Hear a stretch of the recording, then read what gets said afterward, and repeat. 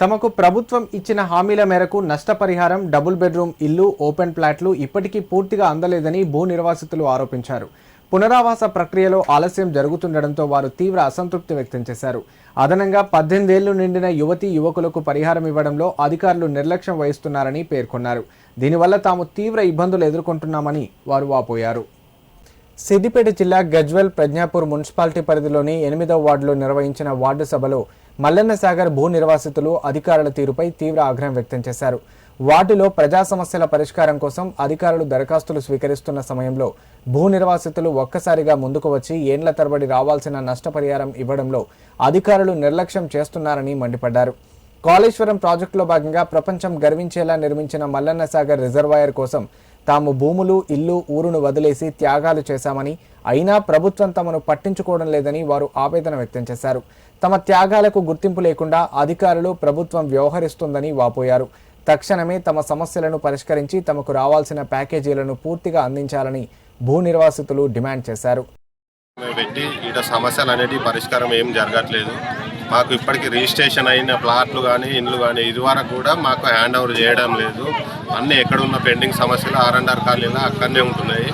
Only నామకే వాస్తు పెట్టినామంటే పెట్టినామో అధికారులు వస్తున్నారు, పోతున్నారు, అంత మాత్రమే. డబల్ బెడ్రూమ్లలో మాత్రం గజ్వేలను పంపించి R&R వాళ్ళను బాగా కాల్ చేయించి ఇబ్బందుల పాలు చేస్తున్నారు.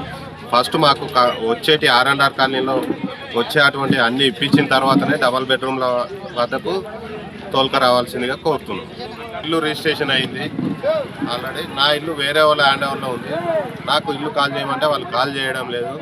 ఈ సమస్య అధికారుల దగ్గరికి ఎన్నోసార్లు పరిహారం తీసుకెళ్ళినా కానీ ఎలాంటి సమస్య క్లియర్ కావడం లేదు. మా కొన్ని ప్లాట్లు ఇక్కడ కేసులో ఉన్నాయి, అవి ఆ విధంగానే ఉన్నాయి, వాళ్ళకి ఇచ్చేసి అట్లే ఉన్నాయి పెండింగ్లో. అవి కూడా క్లియర్ చేయడం లేదు. దయచేసి ఇవి చేయించవలసిందిగా ప్రభుత్వం వచ్చి 2.5 సంవత్సరాలు అవుతున్నా కానీ R&R కాలనీ గురించి ఎలాంటి సమస్యలు ఒక్కటి కూడా ఏం అది కావడం లేదు.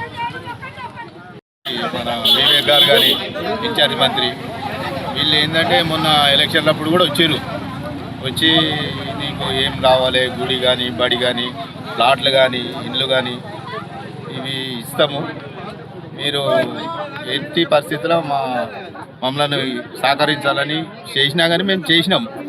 ఏది 450 కోట్లు ఇస్తాము, ప్యాకేజీలు ఇస్తామని చెప్పారు, వచ్చిర్రు, సంతోషం. కానీ ఇది వరకు గ్రామ సభ అంటారు, ఇది అంటారు, అది అంటారు, ఏది ఇది వరకు చేసింది లేదు. ఓపెన్ ప్లాట్లు లేవు. ఈ 18+ వాళ్ళకు ఇంకా వాళ్ళకు కూడా ఓపెన్ ప్లాట్లు లేవు, ప్యాకేజీలు లేవు. ప్యాకేజీ ఆపేది ఇది ఏది లేదు. కొంచెం ఇట్లనే చేసి ఇవి మనకు ఇవ్వగలరని రిక్వెస్ట్గా కోరుతున్నాం. ఈ సందర్భంగా వార్డు కౌన్సిలర్ రమేష్ నాయక్ మాట్లాడుతూ వార్డు ప్రజల సమస్యలను ప్రతిపాదనల రూపంలో అధికారుల దృష్టికి తీసుకెళ్లి పరిష్కారానికి కృషి చేస్తానని తెలిపారు. గతంలో రావాల్సిన ప్యాకేజీలు అందేలా మాజీ ఎమ్మెల్యే నరసారెడ్డి సహకారంతో సీఎం రేవంత్ రెడ్డి దృష్టికి తీసుకెళ్లి పరిష్కరించేందుకు ప్రయత్నిస్తానని హామీ ఇచ్చారు. ఈ కార్యక్రమంలో మున్సిపల్ శాఖ అధికారులు, వార్డు ప్రజలు పాల్గొన్నారు. ప్రజాపాలన ప్రగతి ప్రణాళిక అనేది రాష్ట్ర ప్రభుత్వం నిర్వహించింది కాబట్టి అన్ని వార్డుల, అన్ని జీపీల, అన్ని వార్డులలో చేసింది కాబట్టి రాష్ట్ర ప్రభుత్వానికి ధన్యవాదాలు. ముందుగా మా వార్డు ప్రజలకు, మా గ్రామ పెద్దలకు, తల్లులకు, చెల్లెలకు అందరికీ ధన్యవాదాలు.